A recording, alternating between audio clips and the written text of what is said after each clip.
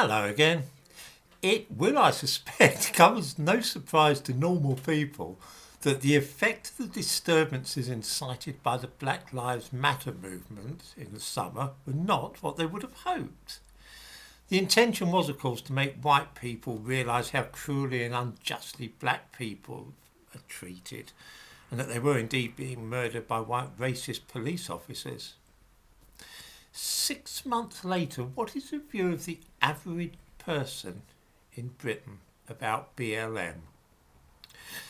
The law of unintended consequences kicks in at this point, and we find that the rioting and vandalism had not had quite the effect which those daubing paint around and pulling down statues might have hoped for. The opinion survey organisation, it's a little bit like Gallup polls and so on, asked 2,000 people from the Shetland Isles in the north to the Isle of Wight in the south, all across the United Kingdom, what they felt the Black Lives Matter protests had achieved. More than half, 55%, said that they thought that BLM had made racial tensions worse than they had been before.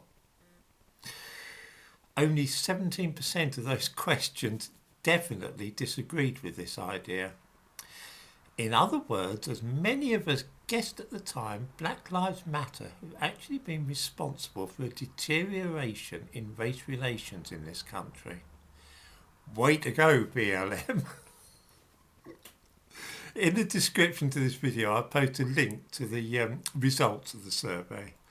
Some people, inevitably, think that it is all the fault of the Conservatives.